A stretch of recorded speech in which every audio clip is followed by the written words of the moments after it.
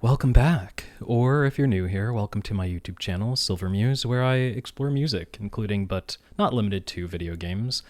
I play, study, and also write classical piano music, but I've always had an equal passion for games, and today we're returning to one with a really special soundtrack, Clair Obscur, which I think this is something like the fifth track that I've done. I'm not sure exactly, but it's one that's had a lot of recommendations, a track called Renoir, and there's been some comments about it being more classical, like I tend to keep what people mention, but suggest maybe it's a bit opera, a bit late romanticism for piano.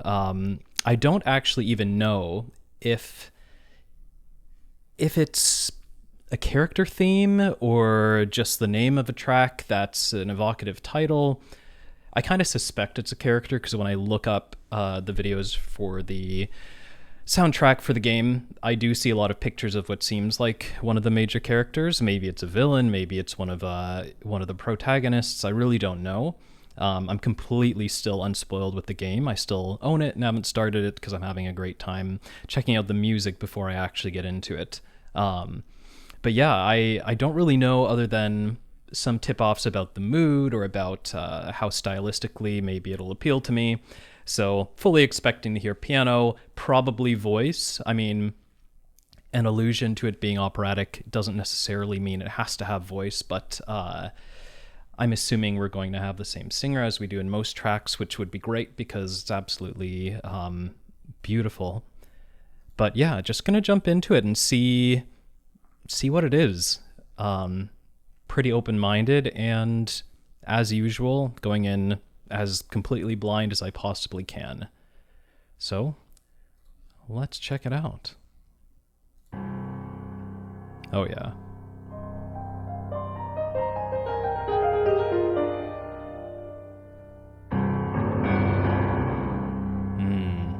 Oh, interesting use of pedal. Same sequence, but spiced up.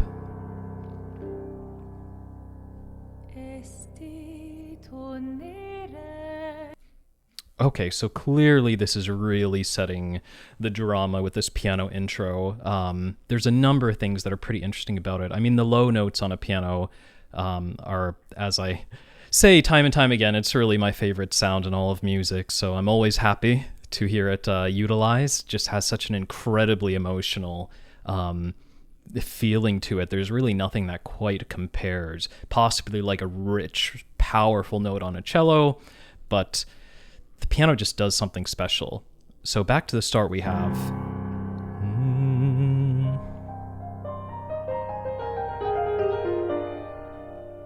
These sort of three-note figurations coming down, a little miniature waterfall.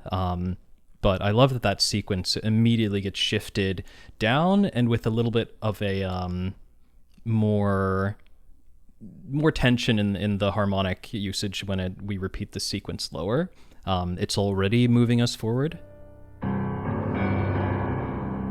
And we get this space between these phrases. We're really letting things breathe and then come back in.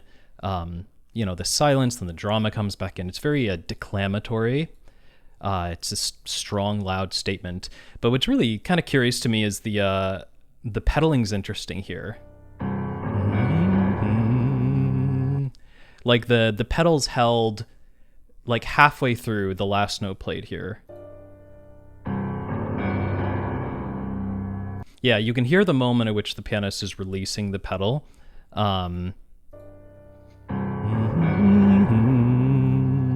Yeah, partway through that last note, you hear the sustain of the prior notes, and then you hear it drop,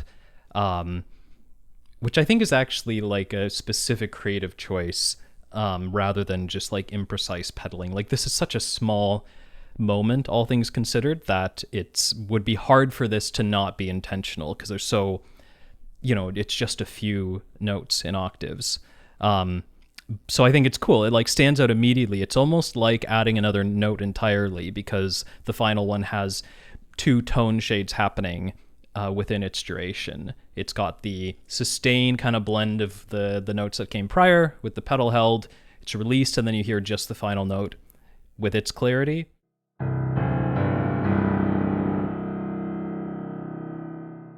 I actually think it's a nice thing to do creatively. In the realm of all this stuff, like using the sostenido pedal, which is its own kind of special thing about which notes get sustained and which ones don't. And I just find once you start making interesting or creative decisions around that, like it becomes a little more personal. I know it's a lot of analysis on a few notes, but I like being able to hear the actual action of a musician on a track, right? Like sometimes maybe people can relate to like when you can hear like the fingers on like an acoustic guitar in a great recording, it like makes it feel more real. In this case, it's like, I know what the pianist's foot is doing. It adds kind of another layer of immersion to the music. Yeah. Get the lower sequence. Yeah, it gets a little bit dissonant.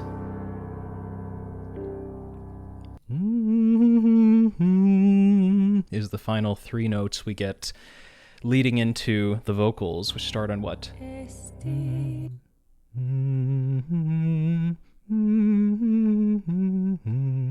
Something like that. So the lines from the piano at the end kind of connect into the initial melody we're getting. And once again, just... I'm going to butcher her name, I'm so sorry, but I think it's like Alice Dupont-Percier, something like that. I have absolutely horrible French, but who's been singing on the soundtrack and have even gone back and listened to some of her recordings on YouTube with classical recitals and such, and she's just a stunning vocalist, absolutely incredible, and lends so much to these tracks. Like, what better voice could you really ask for? And there's so many different moods in which they use her vocals on the soundtrack. So I'm very excited to see what happens in this one. We've got the dramatic piano intro, her voice coming in. I'm curious what style it's going to be. Is it really going to be more operatic that I've heard suggested? How much more piano are we going to get? Is it going to maintain like a focus? Is it going to be just piano and voice? We'll see.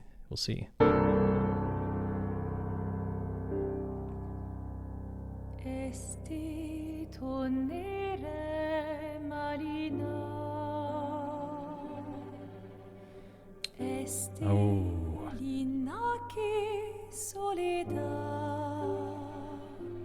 I love these. Oh my god.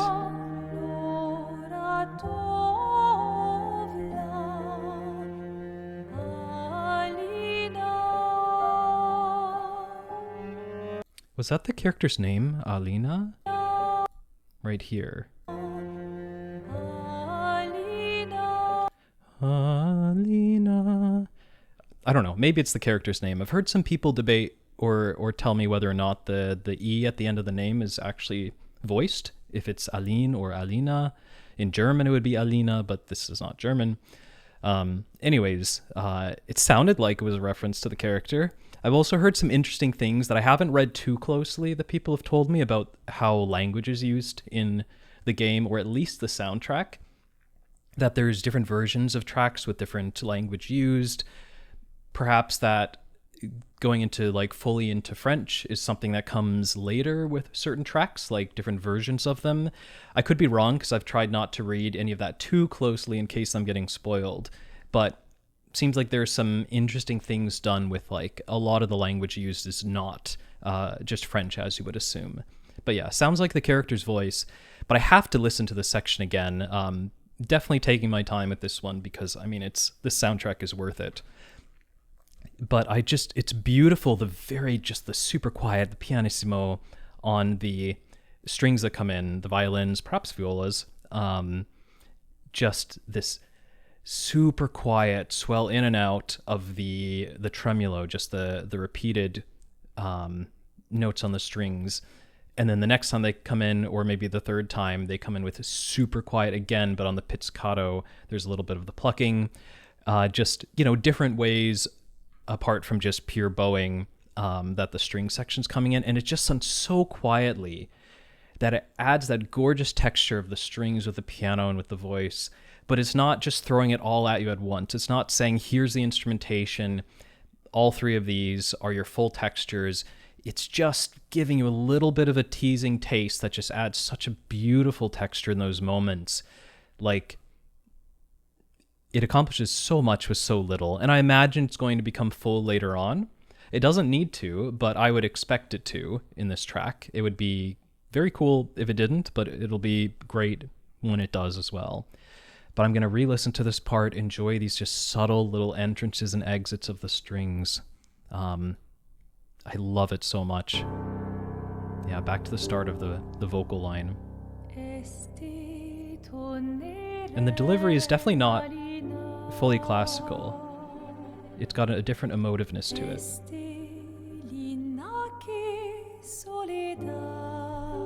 There are other words that have like lina in it, so maybe not the name. I just love the implied harmony on that high melody. It's just a little bit different than you'd expect.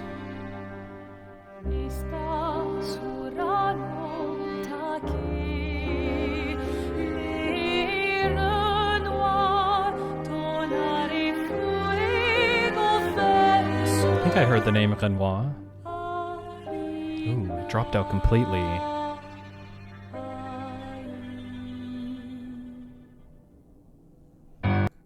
Okay, we're getting more piano coming in, obviously. Hit that note right there. But it feels like we're getting a lot of character names. And I could be so wrong with this, but if I'm wrong, it's still interesting that it's tricking me into thinking that's what's happening. Because if I'm noticing it, then perhaps someone else is. And another thing I like to bring up often is that it's not, sometimes people get caught up in whether or not they're having the right interpretation of the art they're experiencing, when in reality that matters quite little. Like, it can be informative and important to learn the true context of a piece, or what the artist or composer or director said about it themselves. But ultimately, a lot of the art is in the eye of the beholder. And if you have an incorrect impression you're getting quite strongly from a piece of music, it really sounds like it's saying a certain thing or representing something, or you experience it a certain way, and that's not maybe strictly correct, but it's still the experience you're having, and it's still interesting to understand, well, what's influencing that? Where's that coming from? What are the elements of this piece of art or music that are leading your mind down that path? And if it's leading you down it, it probably is leading other people down it, and it's part of a set of responses this piece of art might generate, and therefore it's part of what it is and does. It's hard to restrain art to only mean or be what the creator wanted. And oftentimes the creator's not even fully in a full understanding of what they made either, or might think they did something a certain way, but in reality they didn't. There's a lot of, oftentimes even the creator isn't the final word on what they make. So all that to say that I keep hearing character names in here, and I could be wrong, but there's a reason why it sounds like it for sure. Like, I heard the name Renoir, I think.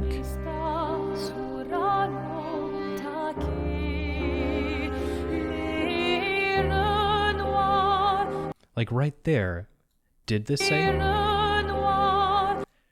But it did sound more like Renoir, which I'm not sure if that... It likely isn't it, but it's close enough to me to make me wonder. And then obviously at the end of this section, as we become more subdued, again I keep hearing Alina or Aline. Yeah. Alina. So who knows? It's either constantly using characters' names, which is really interesting because that's kind of unusual, like lyric construction, to have so much of characters' names. In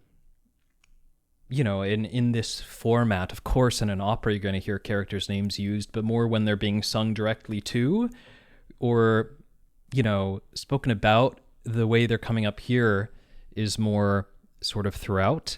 But yeah, obviously, welcome to correct me to what's actually going on there.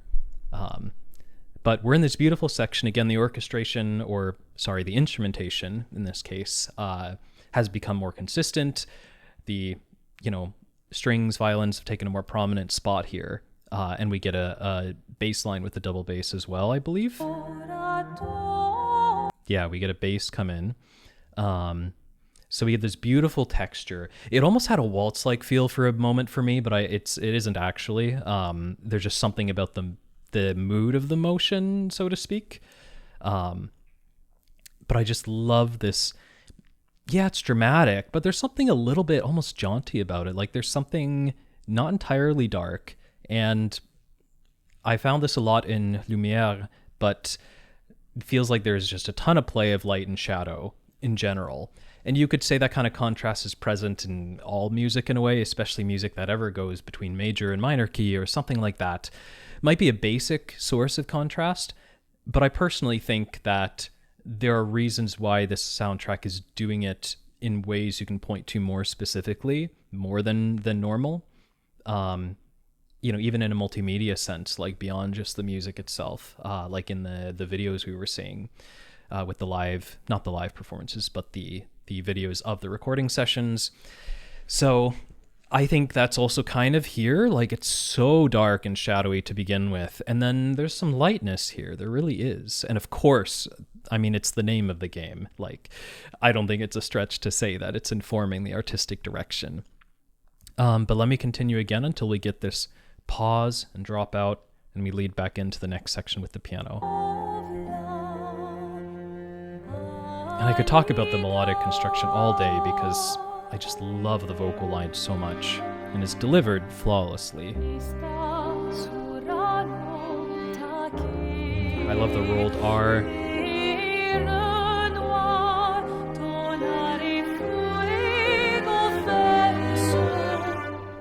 Great swelling of dynamics. This quiet tremolo strings again. And here we come with the piano. Juicy arpeggio.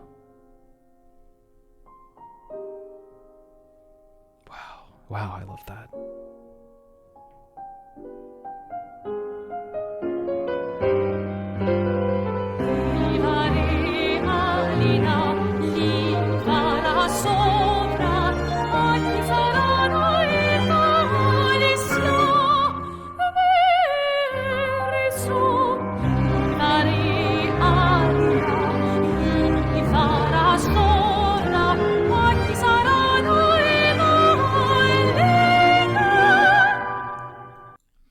Okay, I have to stop it somewhere because, of course, there's so much going on to talk about.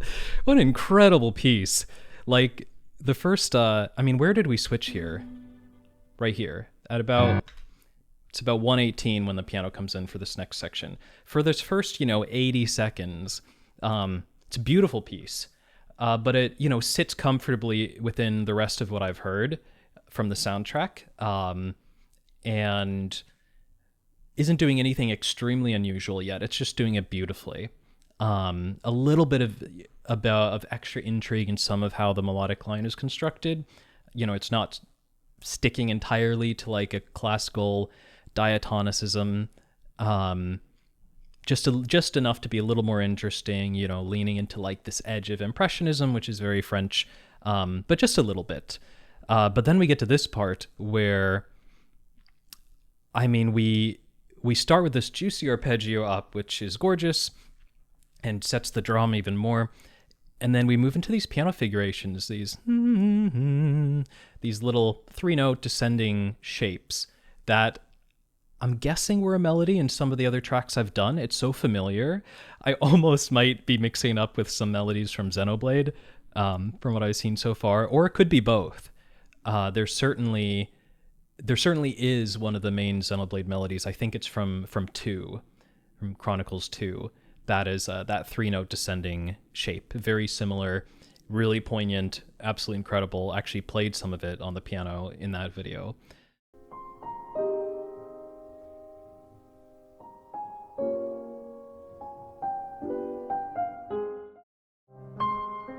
And even higher.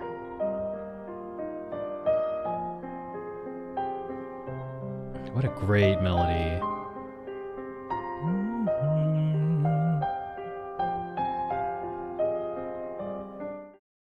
Regardless, these next shapes, I should go there so it's more obvious what I'm talking about.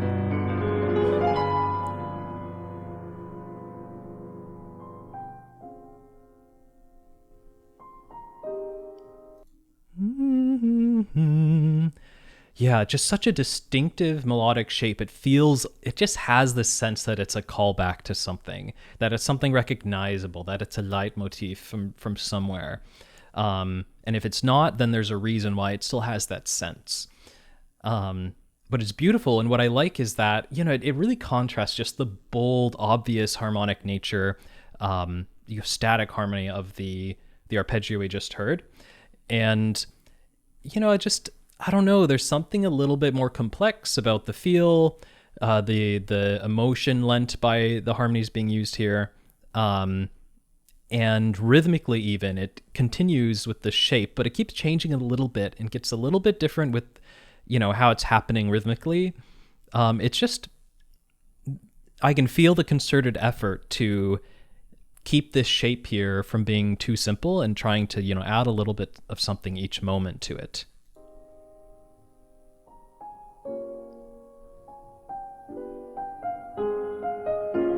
Yeah, you can feel like the accent, not literally an accent, but simply the intonation of where the emphasis is. You might think of it the way you would think of, like, I don't know if this is a great reference, but like the meter in reciting Shakespeare or something, where pentameter or something, we get a shift metrically where the pianist is also helping us along to notice how the pulse has changed.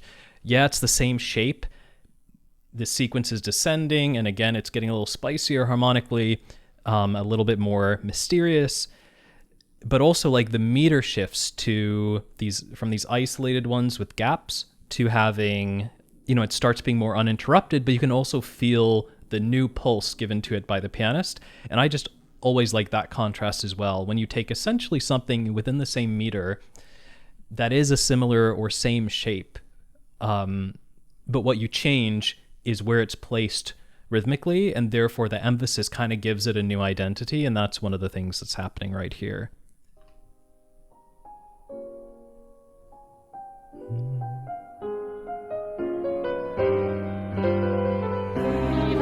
Beautiful trill.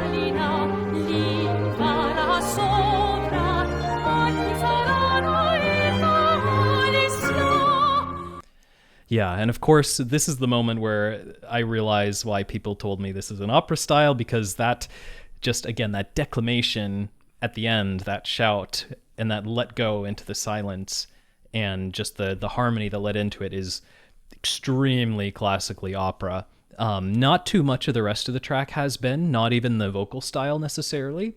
There's some more contemporary emotion giving that is not, a strictly classical technique wouldn't have the room to do. That's happening in a lot of the vocal lines here, which I think is absolutely to its benefit. But here, this moment is so opera, but what's leading up to it isn't really. In fact, it's almost hard to define what it is. I absolutely love it, but there's something like so kind of uniquely creative about it. It kind of reminds me of a lot of the time when I'm trying to write music and I can end up writing something that I really like that's building this kind of tension or climax, but there's something about it that just doesn't sound quite like it fits into a certain classical or late romantic idiom. Like there's something that's just not quite like the exact, species counterpoint you would be taught. So there's something about it that sounds almost like a little bit new in a way that I get self-conscious as maybe like inferior, but every now and then I realize, well, maybe that's nice. Maybe that makes it sound a little bit more unexpected. As much as I would love to have a piece sound completely like a continuation of the true, late romantic piano tradition, it's like, don't have the lifetime of the education in that world of music that you might have had then. You're probably not going to sound exactly like that, but trying to understand where that's actually a benefit. And here it's like that sort of thing I feel and hear as really like fresh and different. It's using the same composing forces. It's got the same sort of instrumentation and the same sort of build and drama. And yet the way it's climbing by step, sort of 2 steps up, 1 step down sometimes, the rhythm, the way it's building a climax, all of it's just a little different than you would expect, and it makes it so engaging. Like, Testard is really, like, I feel like really showing off here kind of the newness of what he can create in a way that feels classical, but it doesn't really entirely sound like it in the best of ways. But it's so interesting then that it also suddenly ends on a totally traditional sounding opera declamation, and leaves it hanging in the air. Like, you will see that so often. But the build is so good. Like, it's hard to even fully understand what's happening with it on a first couple listens, because there's a lot going on. Yeah, ultimately, the real sense it leaves me with is kind of like a staggered rising up, a real creativity of the way the melodic line is supporting it. But I'm going to listen to it again. I know there's a next section that does the same thing, and I'm going to listen through to that as well, and then try to stop it, comment if there's anything different I noticed, and then move on. But it's just so much fun to listen to this. Every single track I've heard off the soundtrack has just not let me down in any way. It is so great. Really excited to keep looking at it. And I desperately want to play the game, but I so much like this experience of hearing the soundtrack blind and really getting to focus on it that I don't want to rob myself of that chance before I play it and spoil all the music. Anyways, here we go again. Really launches right in after that trill.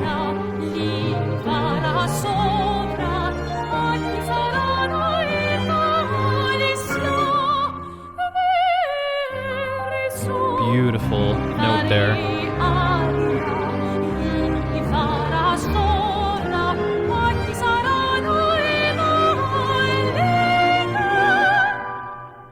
Oh, what a just stunning notes there. They're gorgeous soprano notes. They sound incredible. Just amazing.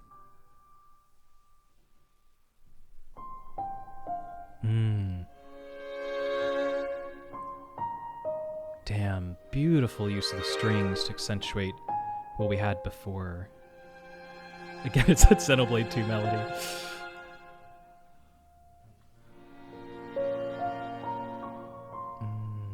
Kind of a flip it vertically.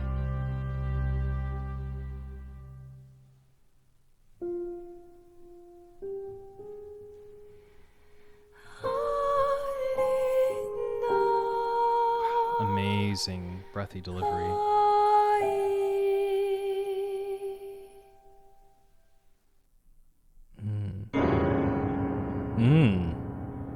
Okay.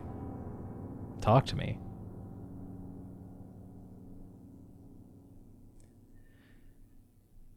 So this is one of those moments where I expect people will answer this question for me, but is that just for the sake of the soundtrack here? Oftentimes there's different endings to tracks, like this happened with some of the Deltarune tracks I've done from Toby Fox, where there's kind of an unusual or abrupt or special like ending to a track on the OST that doesn't exist in game. In game, there's a loop point. This doesn't sound like a track that would be looping in the game, but oftentimes there is. There's a loop point that doesn't have that kind of an ending, really. There's not a need for an ending in the game. So it's always possible this could be something made for the OST specifically, for the music release. But I would place my money on betting that this is exactly how it exists at a sort of pivotal scene in the game, and that it does end with that dissonant chord cluster on the piano at the end. But let me know if that's the case, because I'm kind of curious. It would be very interesting if this is not the ending you hear in the game. But what a gorgeous let me go again to the last quiet section. But what I love is we get this space, and previously when we had this space, we came back in with the loud piano octaves. And this time, you're almost like bracing yourself for that to happen again, but comes in as quiet as possible. These lovely swells of these quiet strings again. And again, this beautiful 3-note descending melody.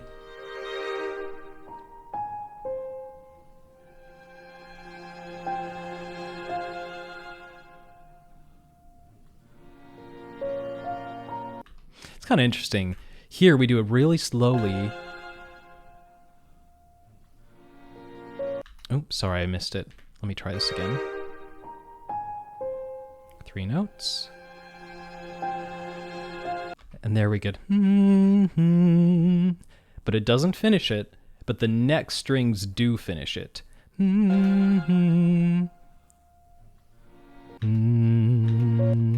Hear that? Yeah, it takes a little break, but it does, and you're expecting, and you don't get it, and then the next strings that come in give you that note, switches from the piano to the strings. But then they also overlap as a lead-in for the next section, so it kind of does double duty. But I do think it's really cool that it's like prepared you to expect that sequence to end, and it doesn't, and then it does in another instrument. Very fun.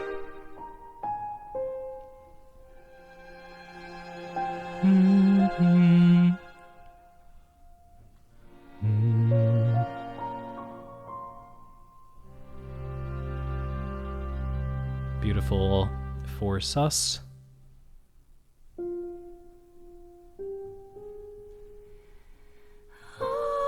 And then just amazing, gentle, just that soft friction and the breathiness in the voice.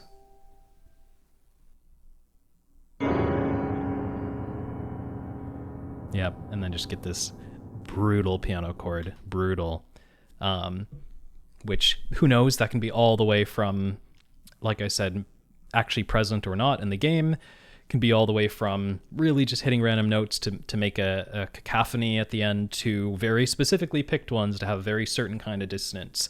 It could easily be note for note composed in that cluster. And probably most likely is, but also could freely just be, I just want to mash some notes here because that captures everything I need to do artistically right here. So as far as playlists, obviously I'm keeping this track around. And where's it going? Orchestral songs. It's probably close enough to be that. I don't actually have a section for things that are very operatic. But I think it's closer anyways to a classical song. So I'd want to put it here anyhow. I think it probably goes here where Alicia and Lumiere are. Otherwise, it could just go under dramatic classical, but it is a song. And like I put here, it's not really an orchestral song, but more of a chamber song. I think that is pretty close. And some of the other ones are in like Beautiful Tranquility, which of course is only part of this track. Most of it is a little bit more dramatic. I think I'm going to put it here again, but it could have gone in dramatic classical. Sorry, I'm hiding it a little bit.